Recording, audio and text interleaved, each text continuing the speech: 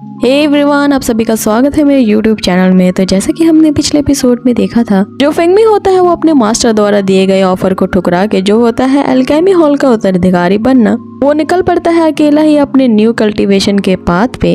अब इसी दौरान 2 साल बीत जाते हैं और वो अब एक टीनेजर से एक अडल्ट हो चुका है। और जैसा कि हमने पिछले एपिसोड में देखा था कि 2 साल बाद वही कंपटीशन शुरू होने वाली होती है जिसका नाम है स्पिरिट्स माइन। आगे हम देखते हैं फेंगमी उसी कंपटीशन की तैयारी कर रहा होता है क्योंकि उस कंपटीशन के विनर को एक फाउंडेशन एस्टेब्लिशमेंट स्पिल दिया जाएगा और उस स्पिल की जरूरत उसे है एक इमॉर्टल कल्टीवेटर बनने के लिए। अब इसके लिए उसे एक गोल्डन फिनिक्स के गोल्डन फेदर की जरूरत होती है जिसका वो शिकार पिछले एपिसोड में कर देता है और उस फिनिक्स से उसे वो रेयर गोल्डन फेदर भी मिल जाता है कि तभी हम देखते हैं वहाँ एक और कैरेक्टर को आते हुए जो उसे कहता है कि ये गोल्डन फिनिक्स का फेदर तो पूरी दुनिया में सिर्फ एक ही है और तुम इसे लेने के काबिल नहीं। जिस पे फेंगमी कहता है कि तुम ऐसा कैसे कह सकते हो जबकि मैं अब ची गैदरिंग के 7th लेवल पे पहुंच चुका हूँ। जिस पे वो बंदा कहता है कि तो तुम वही जीनियस फेंगमी हो जिसकी मुझे तलाश है। अगर वो अपने आप को इंट्रोड्यूस करते हुए कहता है कि वो उसी लिंगमैन का डिसिपल है जिसका डिसिपल वो यंग मास्टर था और ये वही ज़ैंग फैमिली का 2nd यंग मास्टर होता है जिसे फेंगमी ने मारा था। आगे वो बंदा कहता है कि ज़ैंग फैमिली ने मुझे तुम्हारी सुपारी दी है और तुम्हें मारने के बदले में उन्होंने मुझे 1000 स्पिरिट स्टोन्स दिए हैं। लेकिन आगे वो उसे कहता है कि अगर तुम मुझे ये गोल्डन फेदर दे दो तो मैं तुम्हारी जान छोड़ दूंगा। जिस पे यहाँ फेंगमी हंसने लगता है और उसे कहता है कि ये ज़ैंग फैमिली ये मेरा क्या बिगाड़ लेगी। ये सुनते वो बंदा अपने तिलिस्मान पे मंत्र फेंकता है जो कि होता है एक इमूवेबल माउंटेन चार्म का। उससे फेंगमी पे अटैक करता है लेकिन फेंगमी अपने वेपन से उस माउंटेन को चूर चूर कर देता है। आगे हम देखते हैं यहाँ उनके बीच एक फाइट शुरू हो जाती है जिसपे उस बंदे को चोट भी लग जाती है। जिसपे वो कहने लगता है कि भले ही तुम 7th लेवल की ची गैदरिंग पे हो लेकिन मैं इसके हाईएस्ट लेवल पे हूँ, तो आखिर तुम में इतना पावर कैसे है जिससे तुम मुझे इस तरह से हर्ट कर सको। जल्द से अपने घुटने टेक के अपनी हार मान लो वरना मैं तुम्हें यही मार डालूंगा। जिस पे फेंगमी उस पे एक ऐसा तिलिस्मान फेंकता है जो कि होता है इल्यूजनरी का, जिससे उस बंदे को एक ऐसा इल्यूजन आता है कि फेंगमी उसे गिड़गिड़ा के माफी मांग रहा है। आगे फेंगमी उसे अपने बिजनेस पार्टनर का इल्यूजन करवाता है जिसके करीब वो जाते ही उसे लगता है कि वो उससे प्यार करता है और जैसे ही उसे किस करने ही वाला होता है कि उसके सामने वो बड़ा सा फिनिक्स आ जाता है और वो उसी ही कोई किस कर रहा था। अब जैसे उसकी आंखें खुलती है वो अपने आप को देखता है एक बड़े से पक्षी के सामने और वो अपने आप को बचाने वाला होता है कि वो बड़ा सा फिनिक्स उसे पकड़ के चोंच मारने लगता है और ये देख के फेंगमी पीछे से हंस रहा था। आगे उस फिनिक्स ने उसकी हालत खराब कर दी होती है।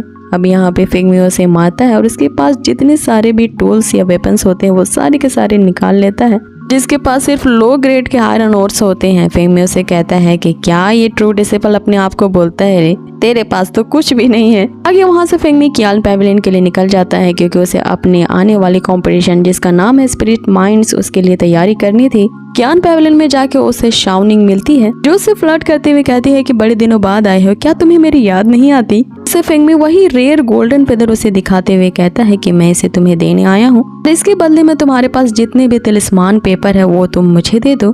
अब ये देखकर तो शाओनिंग बहुत खुश हो जाती है कि ये इतना रेयर है कि सिर्फ दुनिया में एक ही है और उसके बदले उस पैवेलियन में जितने सारे तिलिस्मान पेपर होते हैं सारे के सारे वो फेंगमी को दे देती है। आगे फेंगमी उसे ये कहते हुए कि उसे अपने कंपटीशन की तैयारी करनी है वहाँ से निकल जाता है अपनी क्लाइंट की तरफ। लेकिन जाते हुए उसे वही 2 सिस्टर्स दिखती हैं जिसे उसने माउंटेन के जंगल में देखा था। फेंगमी उन्हें देख के सोच रहा होता है कि कहीं तो मैंने इन्हें देखा है और वो 2 सिस्टर भी उस पैवेलियन में अपने उस रोबोटिक वेपन को ठीक करवाने आई थी जिसका नाम च्याओबे था जो उस माउंटेन में खराब हो चुका था। यहाँ शाओनिंग उन्हें एक नया रोबोट दिखाती है जो कि बिल्कुल उनके च्याओबे की तरह लग रहा था। वो उसे परचेस करने के लिए तैयार हो जाते हैं। आगे जो एल्डर सिस्टर होती है वो फेंगमी को पहचान जाती है और वो उस पैवेलियन से उसका पता पूछती है जिस पे उस पैवेलियन की सर्वेंट बताती है कि ये हमारे पैवेलियन की पॉलिसी है कि हम किसी भी सेलर की इन्फॉर्मेशन दे नहीं सकते, लेकिन अगर आप अपना नाम इस रजिस्टर्स में लिखवाती हैं तो हम उनसे पूछ करके कि वो आपसे मिलना चाहते हैं या नहीं उन्हें बता देंगे और अगर वो तुमसे मिलना चाहेगा तो तुम्हारी मीटिंग हम जरूर करवाएंगे।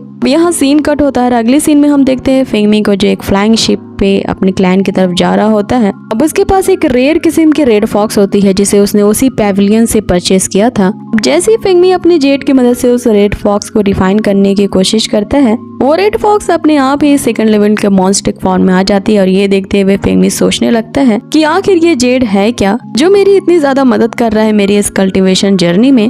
अब आगे वो सोच रहा होता है कि पिछली बार इस जेड से एक ब्यूटीफुल फेरी निकली थी जब वो कंपटीशन के दौरान फाइट कर रहा था यहीं पे वो सोचने लगता है क्या वो कोई इल्यूजन कर रहा था या सच में उसके अंदर कोई फेरी है जो उसकी मदद कर रही है। अभी हम देखते हैं कि जो बाकी के कॉम्पिटिटर्स होते हैं जो कि लुजवान सेक्ट से चुने गए थे वो सारे उसी शिप में प्रैक्टिस कर रहे होते हैं और इसी शिप में मिन और योयो भी होती है जो कि फेंगमी के पास आते हैं। मिंग यहाँ फेंगमी को देख के कहती है कि 2 साल बीत चुके हैं और तुम तो काफी बदल चुके हो, लगता है कि तुम अपने ची गैदरिंग के 7th लेवल पे पहुंच चुके हो। जिसपे योयो यहाँ फेंगमी से कहती है कि 2 साल में तुम इतने चेंज हो गए कि बिल्कुल ऐसे आदमी बन गए हो जो कि बिल्कुल मेरे टाइप का है। कि तभी वहाँ पे हियो भी आता है जो उसे चिढ़ाते हुए फिर से कहने लगता है कि लगता है तुम अपनी फॉल्स स्पिरिचुअल रेट का फिर से दिखावा कर रहे हो। जिसपे योयो उसे कहने लगती है कि लगता है मैंने कुछ दिन पहले जो तुम्हें सबक सिखाया था वो खुजली वाले पाउडर का वो तुम्हें भूल गए हो। जिसपे फेंगमी उसे कहता है कि मैं तुम्हारे जैसा नहीं हूँ, मैं यहाँ पे आया हूँ अपनी काबिलियत के बलबूते पे, ना कि तुम्हारे जैसा जो कि कंपटीशन में हारने के बावजूद भी घूस दे करके इस जबरदस्ती इस कंपटीशन में घुस आए हो। ये सुनते ही हियो तो आग बबूला होता है। आगे हम उसी कंपटीशन की जगह को देखते हैं जहाँ सारे डिसिपल्स जा रहे होते हैं। वहाँ पे फेंगमी को एक मास्क लगाया हुआ आदमी भी मिलता है जिसकी आंखें देख के फेंगमी पहचान जाता है,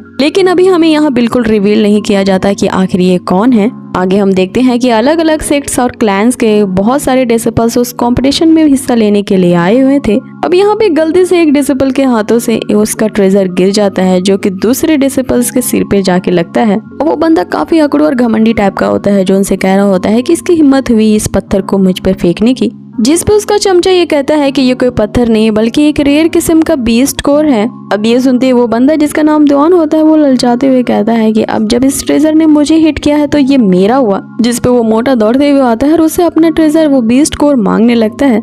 जिस पे दुआन उनसे कहता है कि तुम लुजवान सेक्ट से हो ना, तो तुम्हारे हाथ से ये जो गिरा है तो ये मेरे ऊपर गिरा था और ये अब मेरा हुआ। यहाँ उनके बीच झड़प शुरू हो जाती है जिसे रोकने के लिए वही मार्क्समैन उनके बीच आता है। जिसपे वो उन्हें कहता है कि मात्र एक छोटे से बीस्ट कोर के लिए तुम 2 क्लैंस की फ्रेंडशिप को खत्म करने की कोशिश कर रहे हो और वैसे भी अब कंपटीशन शुरू होने वाले हैं तो इसमें जो भी जीतेगा वही विनर होगा और उसके पास ही ये बीस्ट कोर रहेगा। जिसपे वो दोनों एग्री हो जाते हैं और ये कहते हुए कि जो भी जीतेगा हारने वाले के कदमों में जा गिरेगा और गिड़गिड़ा के उससे माफी मांगेगा। और वे एक दूसरे को ललकारते हुए एरिना में फाइट करने के लिए बुलाते हैं। और आगे हम देखते हैं फेंगमी को उसी मार्क्समैन की तरफ सस्पिशियस निगाहों से देखते हुए और इसी के साथ हमारा ये एपिसोड यहीं खत्म होता है। तो गाइज आपको ये आज का एपिसोड कैसा लगा और आगे हम जानेंगे उस स्पिरिट्स माइंड की कंपटीशन में कौन जीतने वाला है और आखिर उस मार्क्समैन का राज क्या है। सो बने रहिए हमारे इस चैनल के साथ और कर दीजिए इसे like share and subscribe. Till then stay safe and healthy, take care, bye.